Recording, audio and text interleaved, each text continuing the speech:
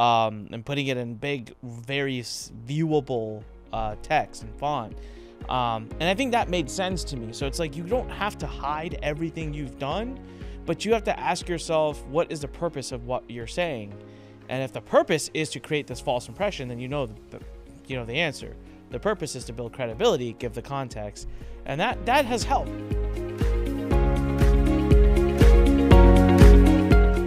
All right, welcome back to Don't Say That. Today we're gonna talk about the 5 common mistakes that Greg has seen on the variety of different FTC cases that come up in advertising and marketing law.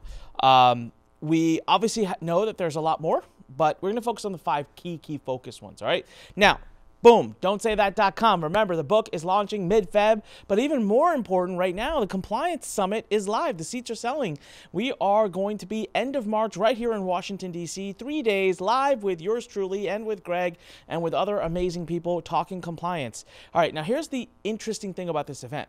Typically, companies that are already doing millions of dollars in revenue are the ones that are worried about the FTC the most. So it ends up being an epic room of amazing minds. And so if you want to come, if you want to bring your team, go ahead. We have actually discounts if you buy multiple tickets, but we do have a pretty strict space limits. We're going for about 150. We could go a little above that, but not by a lot. So the tickets are already flying off. So you got to go right now, compliancesummit.com. All right, now that I got the promo out of the way, Greg, what's up, man? How you doing? I'm good. How are you doing? I'm doing well. So Greg recently had a surprise visit by a client that walked in. I've actually never been to your office, so that I'm going to do that one day. I'm just going to fly to Utah and just walk into the office. So lots has been going on, Greg. I don't really have right now. We're pre-filming everybody, so we're actually filming this early Jan. It's releasing late Jan. We won't be pre-filming so far in advance in the future. We just have some things going on, some team members on vacation, so we wanted to get ahead of it. But you know, there's been a lot of buzz, Greg, in the industry. I know of a couple of people. I had someone reach out to me recently. No one ever wants to talk about the fact that they're being investigated by the FTC. I find that really intriguing because when I got my notice, I did not give a flying crap. I was pretty open about it, and so I had someone reach out that wanted help. They were like, "Hey, can I, connect you to someone? They just got a notice. They're being investigated." Sure. Who is it? Oh, I can't say. I'm like, well, I can't talk to someone so I know who they are. And I know of one person. Apparently, there's someone I know very well. You've alluded to a couple of people because, by the way, guys, also Greg doesn't tell me anything, like all the personal stuff, because dirty client privilege, and so I have no idea crap he's working on. But there's apparently people sound like that in my head. That's how all attorneys sound in my head. But there are other things going on in our industry, Greg, right? Like, it's not like things have died down. Like, their FTC's focus on this space is continuing to deepen. Am I correct? No, I mean, they're definitely looking at all of this. I mean, we talked about it earlier. I mean, in January and December, they were super active, and that I don't foresee that they're going to slow down in 2024 at all. I mean, there's going to be a lot of different actions brought against a lot of different organizations, and you better have your ducks in a row. We just all need to pull together our money and send them on a nice vacation somewhere for like a few months. I'm kidding. Let's go to Let's go to Ireland. That's where we would go, not them. I'm just saying. So there's definitely things in the air. There's definitely things moving. I know I've been seeing a lot more uptick, even of maybe I'm seeing it because I'm looking at it now, but the class action lawsuits are picking up, and just I don't know, I think consumers are getting more wise to marketing practices, and a lot of state laws are starting to move towards the FTC. And then there was a case recently where the FTC actually for the dealership one in Connecticut joined forces, as if it's not bad enough to have one government coming for you. There's 2 of them. I guess the point I'm trying to make everybody is button up, tighten up. Like, it's not getting any better anytime soon, and the regulations and the things are being, they're going after them. So let's jump in, Greg. What are 5 of the most common things? You look at so many people's marketing. You read every single case and press release. If you had to rat off the top of your head, 5 things that you see people go down for the quickest. Number 1 is use of earnings claims. we've talked about this a lot. If you go back to the last 10 years of cases against companies in this space, the number one cause of action is unsubstantiated and or false earnings claims. Mm-hmm. Now, unsubstantiated meaning, hey, it may be a true statement, but I don't have the documentation necessary that the FTC would say is necessary to prove that it's true. Or it's false, right? And it's anything away from the old landing pages that used to show the picture that was scrubbed off of Google Images of a really attractive woman showing that she made $10,000 in 1 month, but with her name etched out, right? We all remember those. To somebody saying, hey, if you join my program, you're going to make 6 figures in 60 days. Or the most common of these is having a testimonial page, some sort of testimonial page where you lead it in and they're talking about, and it's just like testimonial after testimonial or case study, like some people like to call them, which means nothing to the FTC. They think it's a testimonial where they're like, hey, I made $5,000 in 2 minutes and I made $10,000 in 1 week.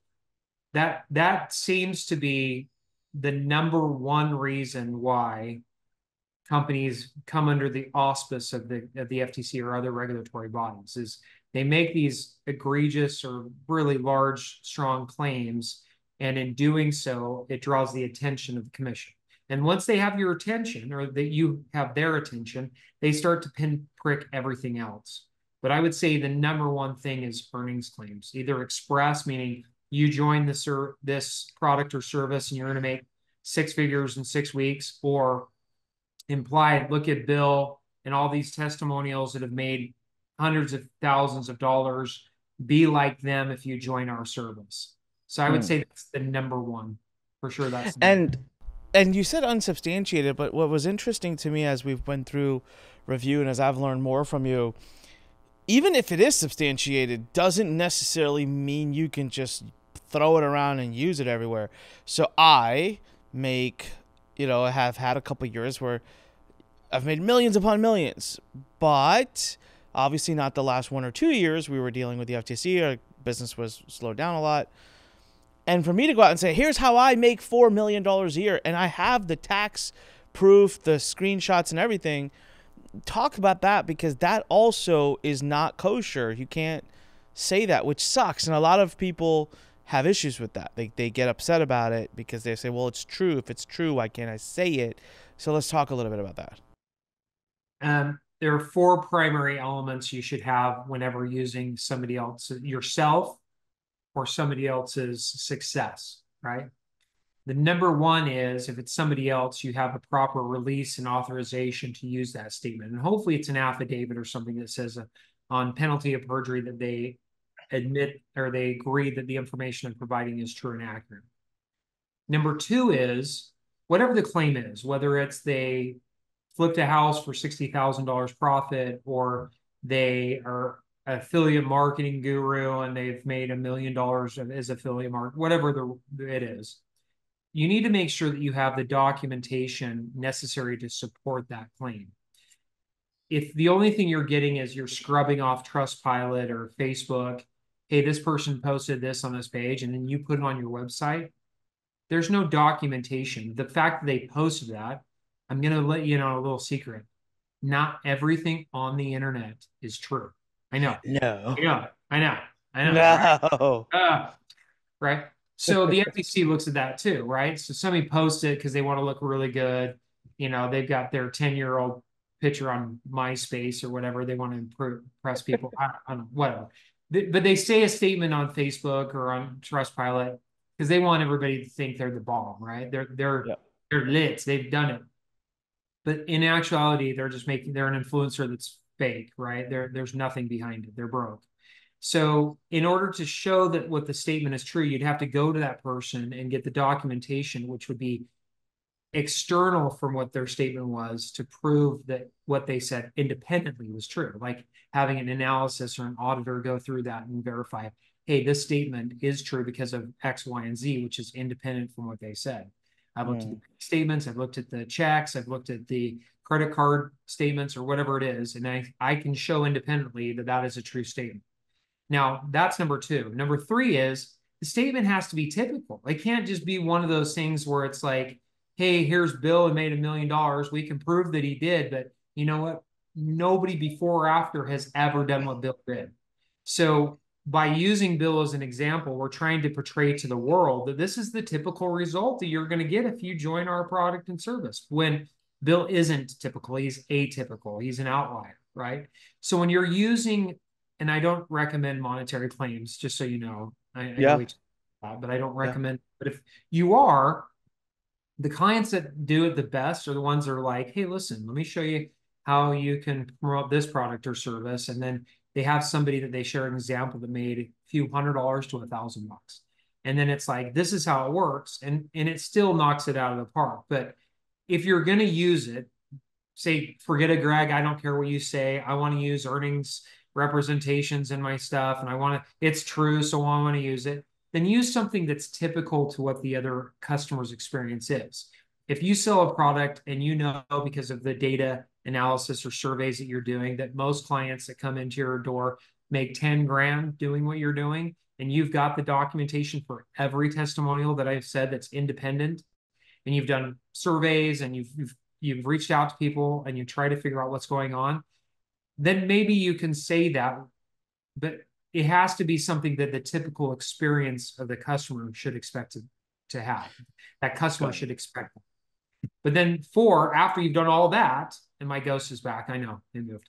But I know, right? It's because I do this. I should do this. The ghost of the FTC is back. We're just waxed on. That's all I was thinking about the last. I know. I have no idea what you're saying. I'm just like, I know. ghost. You and I know. It's the ghost in my office that haunts me. It's the client that didn't listen to my advice, and now they're coming back to try to warn you all. Listen to Greg. No, I'm sure. So anyway, the last of these is a proper disclosure, which everybody thinks, oh, I can say whatever the hell I want, and I'm going to put a disclosure on it, and it's good to go. That's not the case. You got to have authorization. You have to have substantiation. Has to be typical. And then if you have all of those, you can give a disclosure saying, hey, you know what? May not be typical. Background, education, experience, effort, application may be different from yours. It's an example, not a guarantee. Your results could vary, right? Some proper testimony. I'm not saying that that language fits for everything, but it discloses. And here's the key. The disclosure has to be proximate and predominant to the statement, or if it's in a video or it's written text or whatever it is, audio, whatever. They have to be able to hear or see it or whatever when the claim is being made. I had a client back in the day, and what they did is they made it this super script. Nobody could read it. Or here's another one. It's in the middle of the webinar, and they want to show they want to have a chart that talks about the potential earnings of this program. And they want to put the disclosure, but they put it up there for a half a second. They're talking about this with the chart up for 5 minutes. They put it in there. I just saw it and I was like, I laughed. I had to like slow it down and actually so I could read what it said. And then I was like, this isn't legitimate. It has to be read and seen, proximate, predominant to the actual statement being said. So if you climb that all together, then you have the possibility of sharing a story that's true and accurate with substantiation with proper disclosure. Yeah, and your own story, you did tell me, like, if you've got, like, for example, leave testimonials for a minute. So, guys, we're still on number 1 of 5. Number 1 is just us talking about earnings claims and using stories and earnings claims of yourself or testimonials. And I do, in a few of my pages, I have reported my results, which are backed up, substantiated, they're true.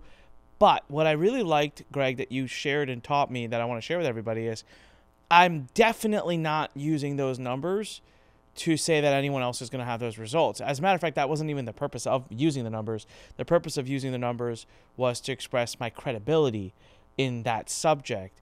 And so what Greg taught us was then you've got to add major context. So you can't just throw that number out there and run away. You've got to introduce it. Then you've got to kind of throw context behind it and be abundantly clear that, hey, I am only sharing this with you because I want you to know that you're talking to someone credible, but I'm going to virtually guarantee you that you're not going to get these results because I've been doing it for 10, 15 years. And so do not look at it from those eyes. And like some of my copy like actually says that, like I'm actually being really direct, and putting it in big, very viewable text and font. And I think that made sense to me. So it's like you don't have to hide everything you've done, but you have to ask yourself, what is the purpose of what you're saying? And if the purpose is to create this false impression, then you know the answer. The purpose is to build credibility, give the context, and that has helped. It has helped a lot. It's made me able to share what I wanted to say. And the sales pages, just so everyone knows, the sales pages on these offers where we're keeping them compliant as heck are great. The conversion rates from cold traffic is 4 or 5%. Dare I say, sometimes I wonder if the conversion rate's actually better than it would have been without with the hypier version. So it works. But in the interest of moving things along, so number one, claims, earnings claims. What's number two? Well, once you get past and you've got the attention of the FTC, they start looking at everything else you're doing, right? And so one of the biggest risks I see for 2024 with all the changes that they're doing with the FCC and the telemarketing or the Telephone Consumer Protection Act, or the TCPA, is going to be proper opt-ins. I just had it this week again. Like, it just amazes me that people are not getting proper consents from their clients to even contact them. And then they use a whole bunch of automated systems to be able to reach out to clients that they're not authorized to do, like ringless voicemails without consent, or robocalls without consent, or even giving some third party the ability to contact them. So number two is proper opt-ins. Having somebody who's, when they're signing up, is having the proper language to get the consents necessary to contact them. Because if they don't, then you're going to be in violation of the Telephone Consumer Protection Act, which has components that you're going to be in violation of, which is like the do not call registry. And it just opens up a cluster. It has two big issues. Number one is FCC can come in, they can sue you. You don't want to play with a 3,000-pound gorilla. They'll rip your arms off. Number two, because certain states, I know, really, I look at like when you're playing with the FTC, it's like, you know what I'm saying? You understand that, right? They rip your arms off and beat you to death. A couple years ago, we were in Orlando. It triggered PTSD in me. I know. I'm sorry, but now you know what I'm saying, right? And so we're in Disney World with my family, and I'm there. We're in Animal Kingdom, and we're past the little nature walk, whatever it is, and there's these gorillas, and there's big silverback that's up there, and I'm there with like 100 people, and we're all up there. This gorilla points at me and starts throwing poop at me and like screams and starts beating its chest. I look around at my wife. I'm like, why me? Why? There are all these other people, and he's picking on me. Like, everybody's looking at me like, what did you do? That's like the FTC. When they look at you, it's like the silverback gorilla is ready. And if he gets you, he's ripping your arms off and he's beating you to death with your arms. So we don't want him to look. I just want to be on the record. If the FTC is watching, these are not my words. These are Greg Christiansen's words. Hey, they should be glad everybody should be like, I'm the gorilla. Yeah, I mean, seriously. Why I say you guys are nice and professional, not ripping my arms off. Hey, but in all seriousness, Teddy Roosevelt, man, it's carry quietly and carry a big stick stuff, right? Yeah. Like, in all seriousness, it does feel like that. It feels like that. It's because I've never used that analogy with you before, right? But I feel like it, right? So anyway, their attention's looking your way, and you don't have a proper opt-in. You've got the federal government, but you also have class action attorneys just waiting for you to make a mistake. I've received in the last 6 months forward from clients at least a half a dozen, little things here and there, from arbitration requests to lawsuits from class action attorneys for violations of not getting proper opt-ins through the Telephone Consumer Protection Act. Because a lot of states have their own laws, like California and Florida and New York. And if you don't abide by those laws, it opens a private cause of action. What does that mean? It means a individual, not a government entity, can sue you for that. And they extrapolate that to say, let's go and file a class action against you. And if you don't have like some sort of class action waiver or something in place to prevent that, then you're going to be in trouble. But here's the issue. Having an opt-in that relates to terms and conditions and privacy policies, that you can embed certain waivers for that. But number two, I would say, is improper opt-ins for communicating with people or giving your data for clients to a third party without proper authorization. And that's so it's so crazy because that is something that is such in control of the company, of the business owner. I mean, you can spend an hour and fix all that, and not even faster, right? And then not have to worry about one of the 5 key places where the FTC or other agencies come after you. So we just addressed 20% of your fear by spending less than an hour, which is like something someone should do right away. Now, I can hear people listening, how do I get it done? How do I do that? Go to guardianlaw.com and tell them Onyx sent you. All right, so what's number 3? So number 3 is the improper use of subscription statements or subscription fees. So when you've got somebody coming in on the website and they think that they're getting some sort of continuity or free trial offer and they're not going to be charged, but really it's embedding within it once they sign up for the free trial that they're going to be charged X amount of dollars every month. That's called ROSCA, everybody. It's Restore Online Sellers Confidence. I know that's kind of an interesting name for a statute.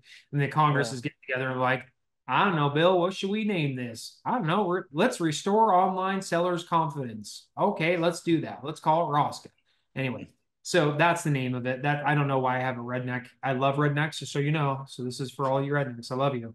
But like, it's really the voice I hear in my head when I think of Congress coming up with like the names they do. But Greg, you're the only person that can get a FTC compliance podcast canceled by episode 6. I'm sure. Listen.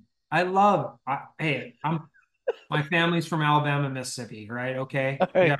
Okay. Hold on. I gotta disclaim this too for all those rednecks out there. I just want to make sure it was Greg's words, not mine. Do not cancel me. Don't hate. Right. Don't hate. You know, Grandpappy fought for the South. That's all I'm gonna say.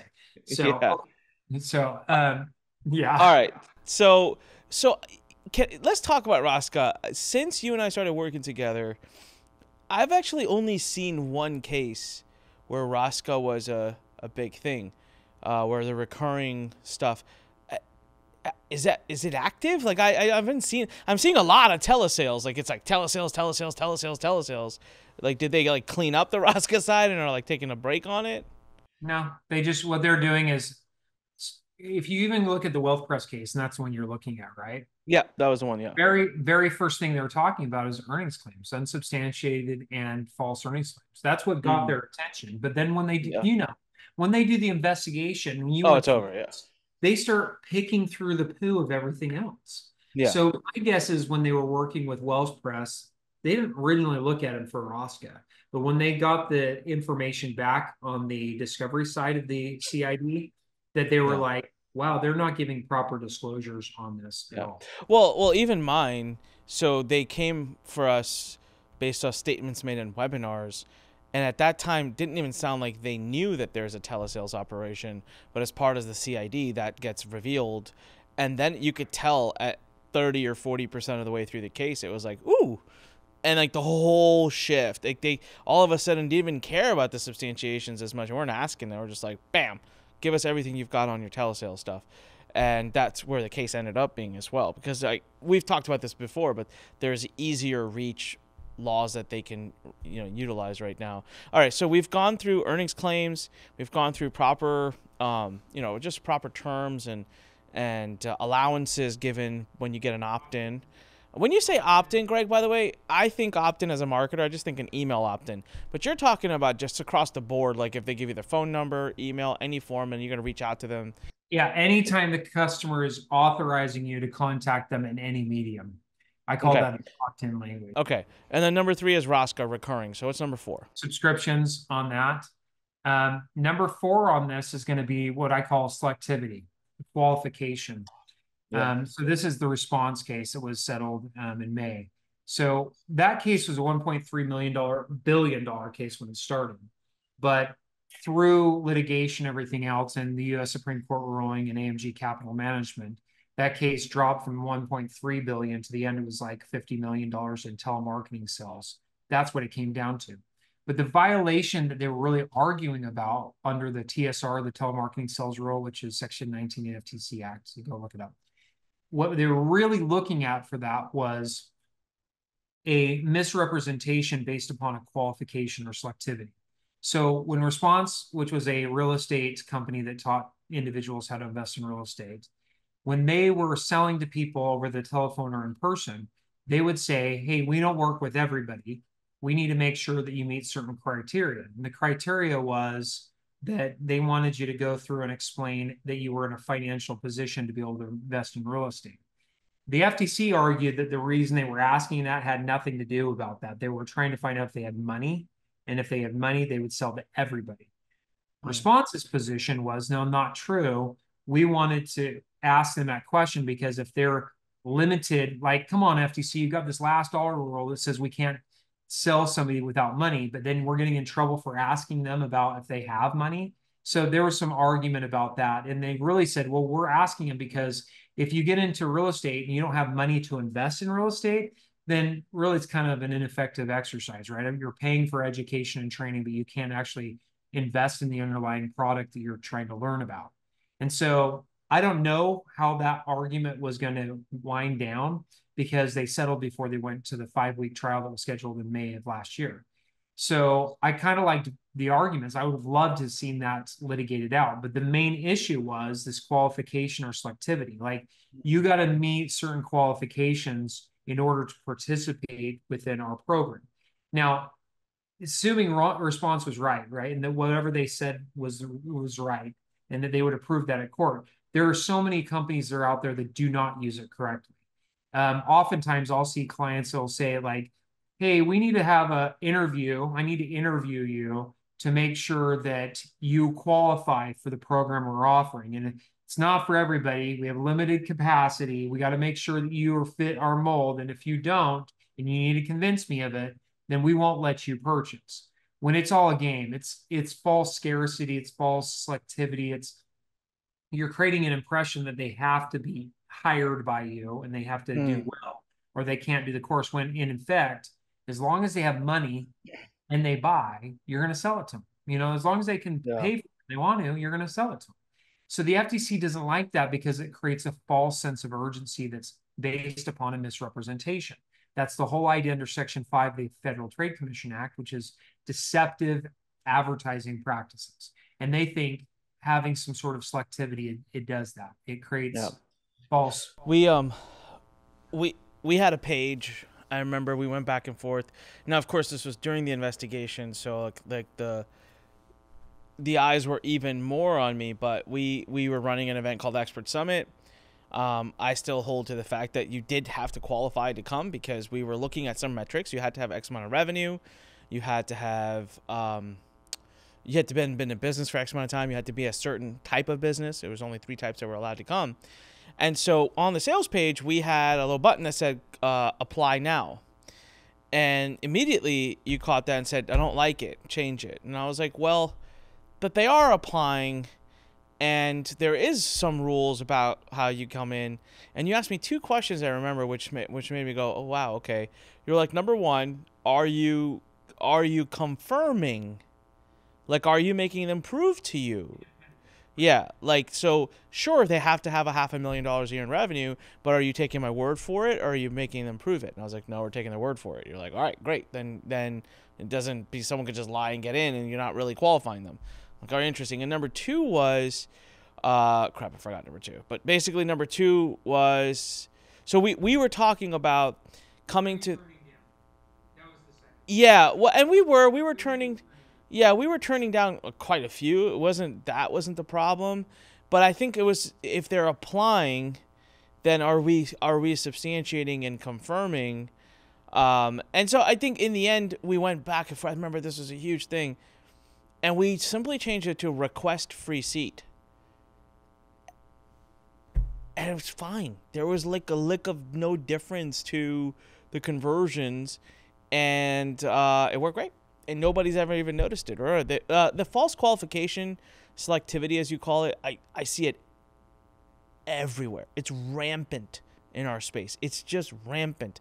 And I'm guilty as charged, guys. I would do it on a webinar, too. I mean, I remember now going back. I don't know if I did it anytime recently, but I remember as part of pitching. It's like, oh, this isn't for everybody, like blah blah blah. It's like, well, but if you're on a one to many situation, how the hell am I actually confirming that it is for you, right? Like, how am I even possibly doing that? You're going to a page and buying.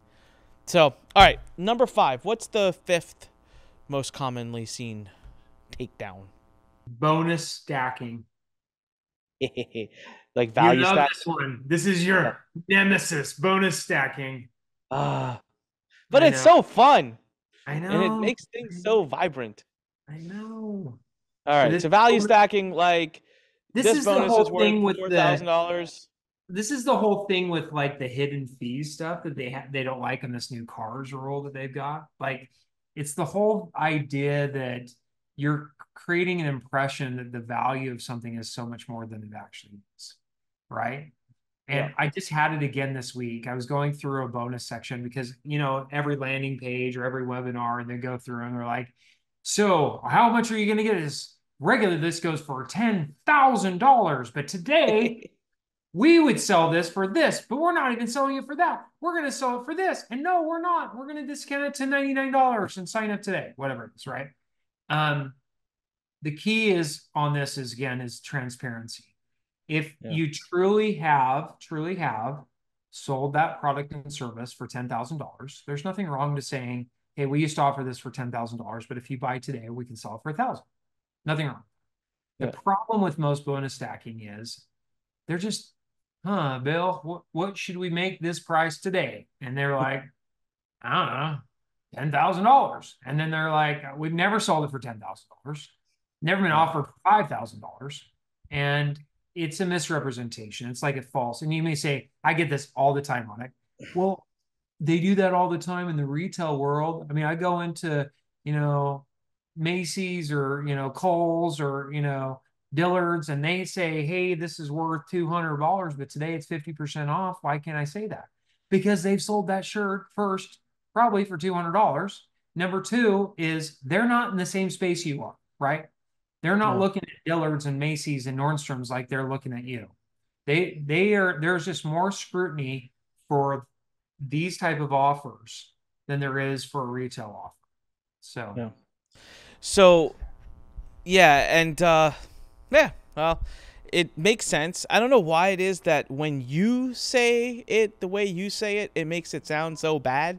But then when I or a marketer says it, we don't mean so bad. But I get it. So here's a question for you off topic. During Black Friday, especially this past Black Friday 2023, there was a lot of videos, super viral all over TikTok and YouTube and everywhere, where people were going up to the price displays at Target, at Best Buy, at like really big retailers. And it showed Black Friday special, $29.99. And they were literally picking up the sleeve. And behind it, it showed the price that was not the Black Friday special, $29.99. And so it was the same price 2 days ago. They just slid in another thing that said, and this was like, it was all over the place because it was being reported everywhere. And in some cases, it was worse because what it would do is say $29.99 was the price it used to be, but the thing that they slid in said Black Friday special, $60, 50% off, $30 today. Technically, that is a violation. I mean, sure, right? Like, that's directly a violation. So are you telling me that companies like Target and that, but the FTC goes after Amazon and all these other big players? Is it just didn't get big enough? Like, or are they going to go after them? Like, I think that it was all over the place. They could be potential targets if that's true. I don't know. I didn't see any of that. I'm not saying it's not true. Probably could be true. I think it opens them up to, it's consumer protection, right? They're consumers buying. And if they've been misrepresented, but it's all about like the focus. Listen, when you go and buy a shirt or pants for $20 or $30 at Walmart or Target or whatever, and there is a slight misrepresentation, your damage is $20, right? And which they could probably take back. And I'm not justifying it. I'm just explaining that from their mindset versus somebody comes in and buys a coaching package for $30,000 and the promise and expectation is that they're going to make 6 figures in 6 months when Nobody ever in the existence of that company has ever made 6 figures in 6 months. Mm. But that's what's been represented to them. They look at it different. And so the bonus stacking to get them into that type of offer versus, because the way I see mostly bonus stacking is for upfront lead gen offers, right? Where you're Mm. trying to say the value and is $10,000, but you get it down to 2,000. And that's not your end offer, right? They come in, they buy, and then from then they get it sold something off of telemarketing or a webinar where it's 10 or 15 or 20,000. So you don't see as much bonus stacking in there. You do, but not as much. But you don't see that at a retail store, right? You're going to go and buy a shirt that at Nordstrom's, if you don't like, you take back. So they think there's a mitigation of Do you see the did you see this yet? The Hershey's lawsuit in Florida? Have you seen it? You'll get a hilarious. It's $5 million for the Reese's that has there it's wasn't on the enough peanut butter, right? what's that? No. It's far more stupid than that. And I'm actually very curious to see what's going to happen with it. So during the Halloween, the picture of the Hershey's Reese's Pieces showed a smiley face, a little smiley evil face on the Hershey's um, peanut butter cups. But when you opened it and pulled it out, there was no smiley face on the Hershey's peanut butter cup. And so this is a $5 million lawsuit that has been filed for false advertising. You can see it right now. Go Google it. Hershey's false advertising. Woman sues Hershey's over Reese's peanut butter pumpkins packaging not being cute. Oh Lord. Well, there's frivolous suits all the time. So what happens in this case? What's likely going to happen in this? Is it going to get thrown out, or like what lawyer takes this stupid case on? Like what is that? Either they're smart or they're a-holes. I mean, that's the way I look at it. Like, there's this guy in San Diego, is a class action attorney. He's got a buddy of his, and they just buy into every offer that's out there. And then as soon as they see there's a violation, they file a class action. And the guy, like in one case, he made like $2 million. And I've talked to other of my friends who are attorneys. I'm like, I'm the dumbest guy in the world. I know how this all works. I could do that day and night. Now, I lose all my clients because they'd be like, you're just an attorney that switched sides and sued all of us, whatever. So I haven't done it. But there are attorneys that are out there that make a very good living. Back in the day, I represented a company that did live events across the United States. And with the American Disabilities Act, the ADA, one of the requirements when you're doing a event at a hotel or whatever, even though it's a hotel, it's considered part of the public, right? It's part of, public domain, basically. If you offer a seminar or a meeting in a public area, like a hotel, you have to make reasonable accommodations under the ADA. And so we had this group of people who were deaf that would go around and they would show up and say, where's my sign language person? When they weren't there, they would file a claim and they would do a shakedown from $5,000 to $10,000 per transaction. And companies across the United States, for various reasons, if they were doing these live events, they would just pay it. They would just pay it because the price of litigating that would be too much. So my guess, like on a case like this, hey, listen, this is a risk. This is a risky deal. It's not always the government. It's not always class action attorneys. This could be the risk too. Like you do something and you get the ire of a few dozen clients that all want their money back at $30,000 to $40,000 per clip. That's a decent case you're having to defend against. And my guess is that this attorney who's filing it is looking for publicity and a quick hit. My guess is Hershey's got insurance. But if they're like my cousin's an ER doctor here in Utah, and I talk to him all the time. He had a case where a lady was a professional plaintiff, would go in and bring malpractice suits all the time. And he was the unlucky ER person that got her one day. And then she turned around and sued him for malpractice. 4 years in litigation, and they wouldn't settle. Insurance company wouldn't settle because they already settled with this lady for like $500,000 on 2 other cases. And 4 years of his life to go in and litigate that case, and they won. But it was 4 years of his life. And it was he was just miserable over it, right? He's like, you attorneys just suck, right? And I was like, I get it, but there are attorneys that are like this. They'll bring this racist case, or they'll bring other cases just because they want to see if they'll get a quick shakedown for it. And if you're doing things not correct, any of these 5 things I just went through on a regulatory side, there are causes of actions for private citizens to bring cases and class actions for. So maybe you got the class action waiver, but you got 5 students that you've sold $50,000 packages to.